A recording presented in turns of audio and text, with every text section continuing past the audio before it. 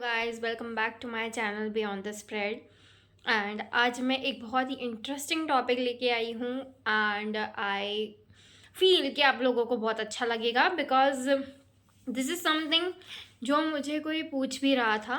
Like that was a viewer who was suggesting me कि मैं एक लेट मैरिज या फिर ऐसे कुछ कॉन्सेप्ट के बारे में कुछ बताऊँ, तो उनकी भी कुछ ऐसी सजेशन थी मेरे लिए। तो चलो वो तो ठीक है, बट मैं एक बहुत ही अच्छी चीज़ लाई हूँ which is placement that secretly delays marriage and why. So this is very fun and मैं ना सारे प्लेसमेंट्स लिख के आई हूँ कि मैं कुछ भी भूल ना जाऊँ बताने के लिए एंड मेरे दिमाग से कुछ भी स्लिप ना हो एंड मुझे उसके लिए दूसरा वीडियो ना बनाना पड़े। So let's start with that. First of all मैं एक ऐसी प्लेसमेंट बताती हूँ जो like this is something anyone knows, सबको पता है ये, कि अगर सैटर्न हमारे फर्स्ट हाउस में है तो हमारी मैरिज डिले हो सकती है। फर्स्ट हाउस इज अवर लग्न। सो वाई के बारे में हम बात करेंगे कि क्यों सैटर्न यहाँ पे है, तो ऐसा क्या हो जा रहा है कि एक इंसान लेट मैरिज करेगा या फिर उसकी होगी ही लेट मैरिज, वो खुद से नहीं चूज़ कर रहा बट समहाउ हो रही है। सो द रीज़न इज़ क्योंकि ये एक लेट ब्लूमर की चार्ट है। ये जो चार्ट है वो एक ऐसे इंसान का है जो शायद लाइफ में लेट सक्सीड करेगा, ऑल बिकॉज क्योंकि इनको बहुत ही ज़्यादा लेसन्स लेके आया होता है ये इंसान। सैटर्न इज़ अ वेरी कार्मिक प्लानट, सो इनके कर्मा है थोड़े से ज़्यादा। सो इसकी वजह से मोस्टली वो 30s के बाद सक्सीड करते हैं and that's why the partner also comes along late, all because they have some karma to pay back to themselves, to their family, to the people around them, to the work they are working on, मतलब career उनका। तो ये सारी चीज़ों को set करने में उनके सारे साल चले जाते हैं and somehow they have to make a decision about marriage late in life. Astrologically मैं समझा दूँ तो सैटर्न लिटरली डायरेक्टली देख रहा है एंड सैटर्न की दृष्टि को ऐसा माना जाता है कि that has some strong karma over there. मतलब सीधी दृष्टि तो बहुत खतरनाक होती है बिकॉज लिटरली स्ट्रेट देख रहे हैं एंड देर इज़ वन श्राप ऑन सैटर्न कि जहाँ पे भी वो देखेंगे, जहाँ पे भी उनकी दृष्टि जाएगी, that house is suppose to be destroyed. तो यूजुअली कम्प्लीटली डरने की बात नहीं है, आपको ज़्यादा डरना नहीं चाहिए क्योंकि somehow you will get married अगर आपकी 7th हाउस की पोजीशन अच्छी है तो। मतलब गारंटी नहीं कर सकते क्योंकि क्या है कि आपका पूरा चार्ट हमें नहीं पता है। तो अगर आपका 7th हाउस लॉर्ड चलो एकदम अच्छी पोजीशन में है, अपनी साइन में है या फिर फ्रेंडली साइन में है, तो आपकी शादी हो जाएगी, nothing to worry about. But अगर 7th हाउस की लॉर्ड की प्लेसमेंट भी ख़राब है, ये और सैटर्न भी सामने से देख रहा है, तो it is a tough thing. मतलब शायद ना हो शादी, ऐसे भी होते हैं कैसी cases.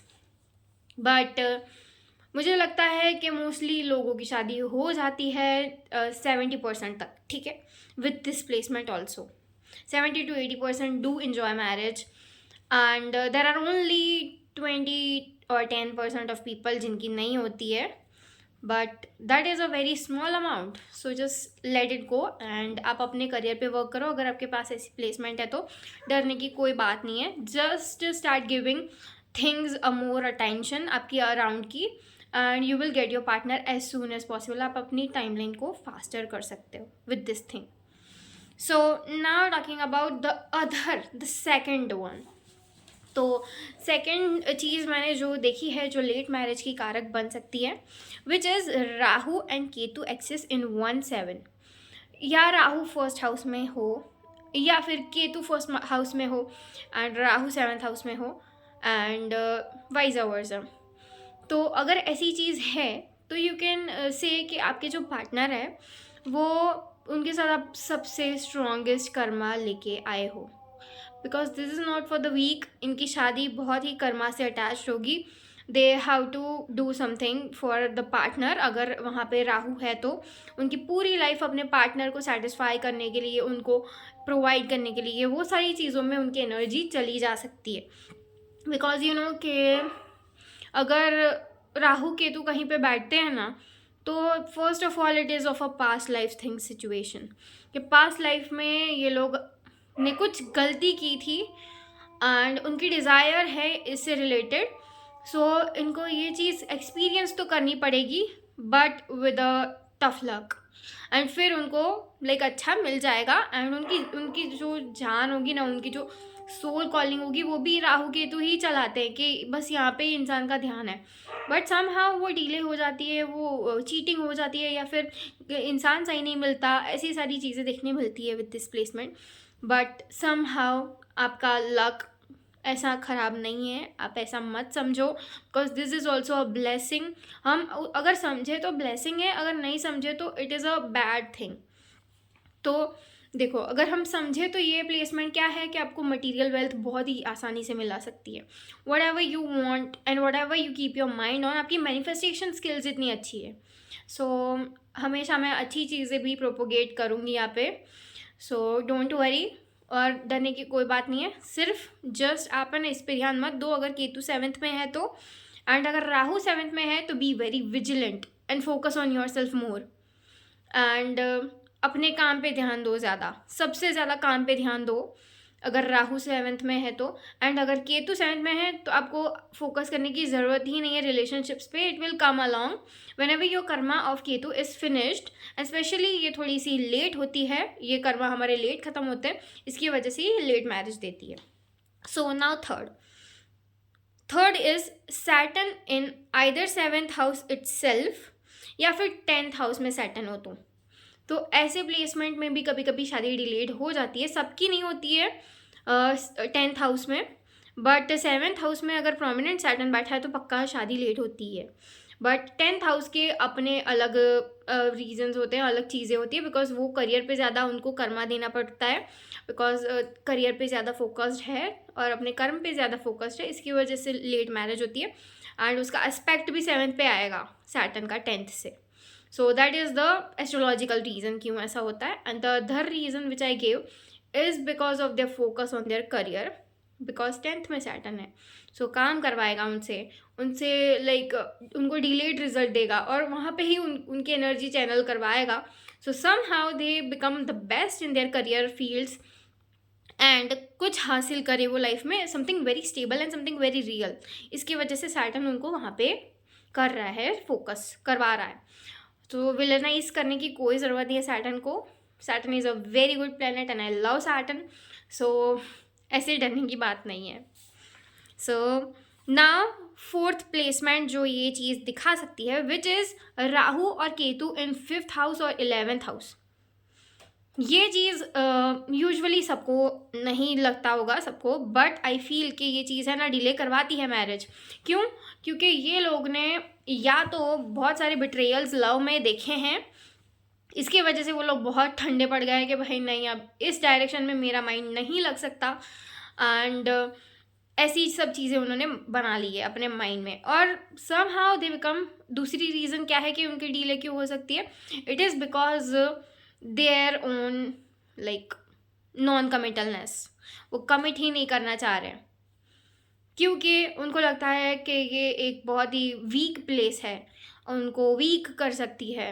So that is the reason why they focus more on money, more on their career, more on their friends, और इसके वजह से यहाँ से इनका फोकस धीरे धीरे छूटने लगता है। And that's why they get married because late, they get married late because उनको ऐसा लगता है कि ये चीज़ जब वो मैच्योरिटी से करेंगे तब सही है, जब वो अपना हेड यूज़ करके करें, and whenever they are in the right place in their life तब शादी करे तो सबसे बढ़िया रहेगा। तो इसकी वजह से लेट शादी होती है। And by the meaning late I wanted to say कि ये 30s के बाद की होती है।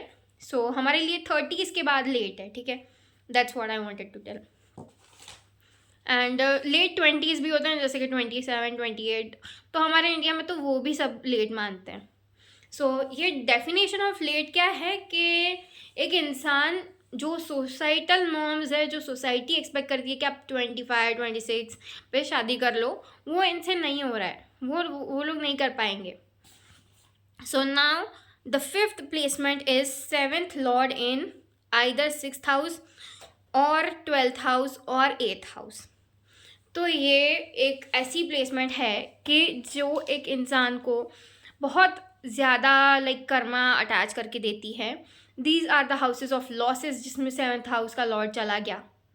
सो बहुत सारे स्ट्रॉन्ग कार्मिक बैगेजेस पहले क्लीन करने पड़ते हैं, then they are able to meet the partner. And delay, unnecessary delay आती है शादी करने में इनको, बिकॉज उनका 7th house Lord strong positions में नहीं है, स्ट्रॉन्ग हाउसेस में नहीं है. सो इसकी वजह से इनको डीले महसूस होते रहेंगे और समहाउ बात बनते बनते बिगड़ रही है. So that is how like this placement can play a role in getting you a delayed marriage.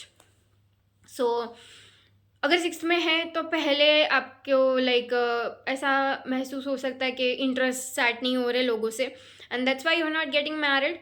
8th house में है तो you feel you are losing yourself, you are literally making big losses and you are having a painful transformation, painful experience out of relationships. इसके वजह से आप delay करो कि ये नहीं सहन हो रहा है, वैसे ये एनर्जी सेट नहीं होती.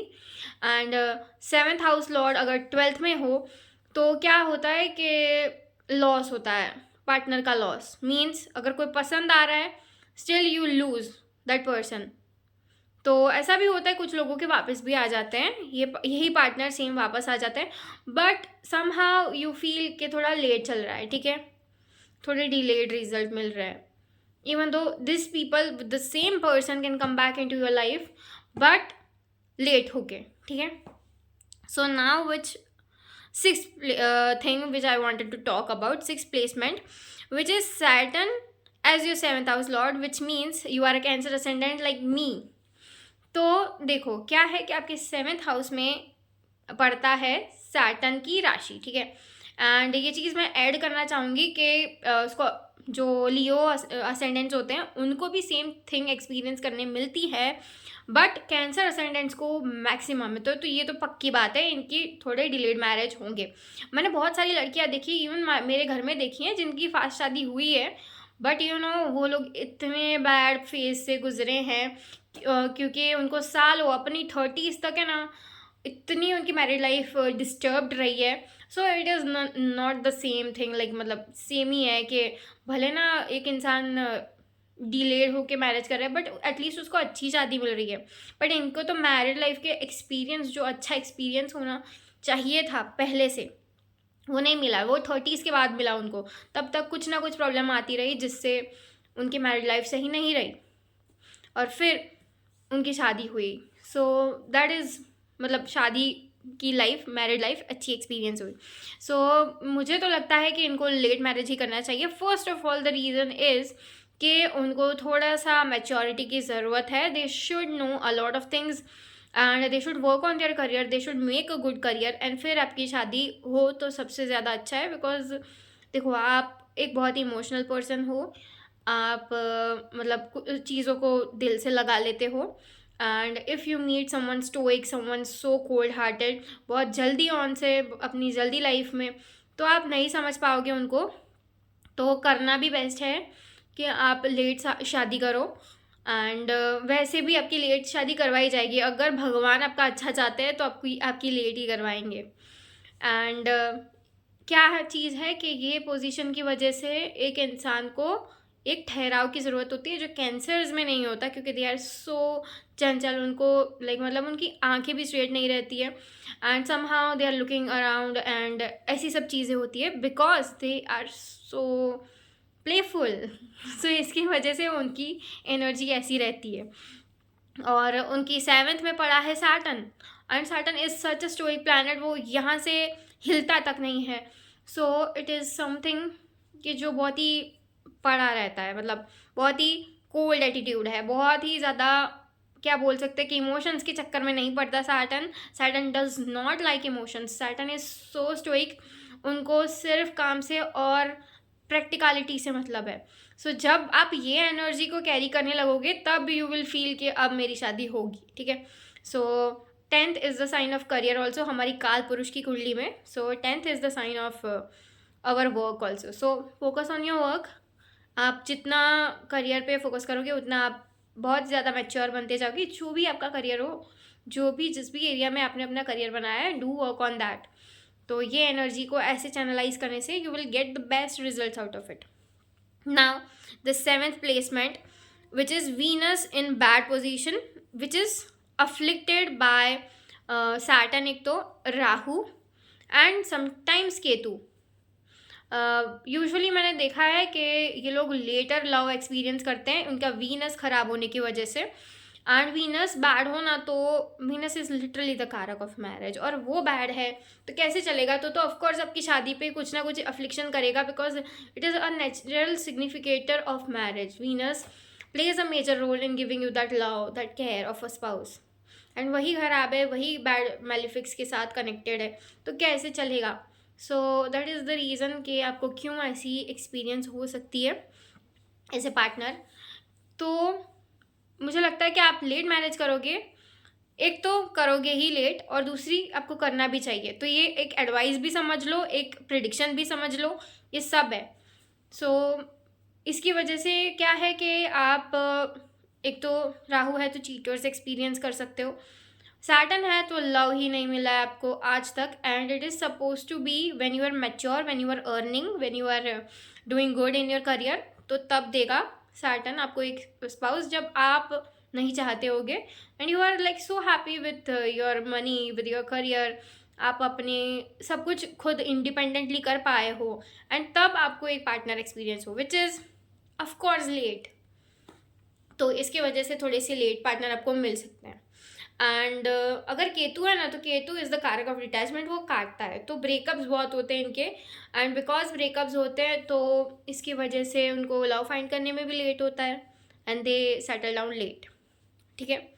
सो now I am talking about the 8th placement जो ऐसे रिजल्ट दे सकती है, which is Jupiter afflicted, which is either in bad sign जैसे कि मर्क्यूरी की साइंस. जेमिनाई का इतना नहीं बोलूँगी, बट वर्गो में है तो वेरी बैड, एंड कैप्रिकॉन में नहीं होना चाहिए दूसरा, बिकॉज उस वहाँ पे डेबिलिटेट होता है. सो ये दोनों साइंस में नहीं होना चाहिए जुपिटर आपका, फॉर स्पेशली अ वुमेन्स के चार्ट में ये अगर प्लेसमेंट है तो उनको थोड़ा बैड लक एक्सपीरियंस हो सकता है इन सेटलिंग डाउन फास्टर, क्योंकि है ना एक वुमन के चार्ट में हमारी वैदिक एस्ट्रोलॉजी में ये चीज़ है कि एक वुमन का हस्बैंड ही रिप्रेजेंट होता है from the Jupiter's sign, from the Jupiter's placement. देखो अगर 6 में है, 8 में है, 12 में है, houses I am talking about, कि ये सारी प्लेस पे हैं, तो आपको ज़्यादा स्पिरिचुअलिटी के तरफ डाल देगा, आपको ज़्यादा से ज़्यादा भगवान की तरफ अटैच कर देगा, आपको थोड़ी मटीरियलिज्म का एक्सपीरियंस नहीं कम कर देगा, या तो फिर आपको ही अंदर से मन नहीं हो रहा है. और marriage is also a materialistic thing to be honest, and ये एक भोग है मैरिज, एंड बिकॉज ये एक ऐसा भोग है तो इसकी वजह से जुपिटर चाहेगा कि आप कोई भोग एक्सपीरियंस ना करो. So that's why Jupiter would be delaying somewhat, आपकी शादी होने से रोकेगा थोड़ा. नाउ द 9th थिंग, और ये एक ऐसी चीज़ है जो क्या बोल सकते हैं कि यूजुअल नहीं है, कोई बोलता नहीं है, बट मैंने देखा है, एंड टू बी ऑनेस्ट ये चीज़ आप भी चेक कर लेना, आप भी अच्छे खासे एस्ट्रोलॉजर बन ही गए होंगे after seeing all the videos about astrology. तो ये चीज़ आप भी दूसरों की चार्ट्स में चेक करना, और आपकी खुद के चार्ट में भी चेक करना कि अगर आपका असेंडेंट लॉर्ड खराब राशि में है, खराब हाउस में है, अफ्लिक्टेड है फ्रॉम द मेलिफिक, तो आपको कैसे एक्सपीरियंस होते हैं. अब देखना, ये इंसान खुद थोड़ा सा वीक है, ये इंसान की खुद की माइंडसेट उसको ठीक करना पड़ेगा, और वही कर्मा लेके आया है कि उसको खुद को ठीक करना है, उसको खुद के ऊपर बहुत वर्क करना है, सालों तक वर्क करना है. तो असेंडेंट के वीक होने की वजह से, असेंडेंट का लाइक थोड़ा सा अफ्लिक्शन होने की वजह से, वो अफ्लिक्शन कोई भी चीज़ों से हो सकता है कि वो वहाँ पे मेलिफिक भी बैठा हो तो भी बिगड़ सकता है लग्न, एंड अगर लग्न का जो लॉर्ड है वही कोई बैड साइन में है, वही कोई बैड प्लेस पे है, जैसे कि 6, 8, 12 में है, तो भी ये चीज़ आप एक्सपीरियंस कर सकते हो कि उनकी लाइफ में थोड़े से अप्स एंड डाउन्स आएंगे मैरिज में, because of their own karma to deal with things by themselves, and उनको काम करना है, अपने ऊपर खुद करना है, एंड यही कर्मा लेके आए हैं. सो समहाउ पार्टनर का रोल थोड़ा सा कम हो जाता है in their life. So somehow they get married late and इसकी वजह से थोड़ी सी डीलेज सब चीज़ों में देखने मिलती है, नॉट ओनली मैरिज. बट हम यहाँ पे मैरिज की बात कर रहे हैं, so we'll talk about marriage. तो यही थी जो प्लेसमेंट्स मैं बताना चाहती थी. एंड आप चेक करना कि एक मैं ऐसा भी वीडियो बनाने वाली हूँ कि अर्ली मैरिज का क्या स्कोप है, कैसे होता है वो check. But this is for the late marriage. तो अगर ये कुछ चीज़ें हैं तो आप देख सकते हो कि शायद आपकी शादी लेट हो. एंड ऑल्सो अगर हो पाए तो आप ज़्यादा से ज़्यादा अपने काम पे फोकस करना. This is a very practical remedy. भले मैं कोई ऐसी रेमेडी आपको ना दे पाऊँ कि जो आपके लिए स्पेसिफिक हो, because everyone has to do a different energy, a different remedy, a different energy they have in their chart. तो अलग अलग करनी पड़ती है. बट ये सबके लिए कॉमन है कि do work on your career and do work on your self. आपके सोल पे वर्क करो. ये मैंने लिटरली एक तोड़ निकाला है इसमें से, the gist of this placements कि क्यों डिले हो रही है. And it is mostly because they have to work on their stability, either they have to work on themselves and their soul. तो हीलिंग करो, अपने पे वर्क करो. That's it, literally that's it. That is the gist of all this placements. वो ही करवाना चाहते हैं, इसी वजह से डिले कर रहे हैं. तो इतना करो, आप जल्दी एक्सपीरियंस कर सकते हो a married life. So thank you guys, do like my video अगर आपको पसंद आया हो तो. And also do subscribe to my channel कि आपको ऐसे वीडियोज़ दूसरे मिलते रहे. And also do comment. I love your comments and literally मुझे इतना अच्छा फील करवाते हो आप लोग. लिटरली मैं आपको वर्ड्स में नहीं बता सकती हूँ. You guys literally give me so much love and even I love you so much. And thank you for all your comments. And कभी कभी है ना मैं लाइक कमेंट नहीं कर पाती हूँ बैक, बिकॉज इतनी सारी होती है ना. And I don't have much time, I don't have that luxury कि मैं बहुत सारे टाइम निकाल के सबको कमेंट कर पाऊँ. सो प्लीज़ गाइज माफ़ कर देना. And thank you for all your love. And अगर आपको खुद की रीडिंग्स करवानी है then you can mail me. And मेरा मेल का जो एड्रेस है would be in the description. So you can check it out if you want to have your personal readings with me. Thank you.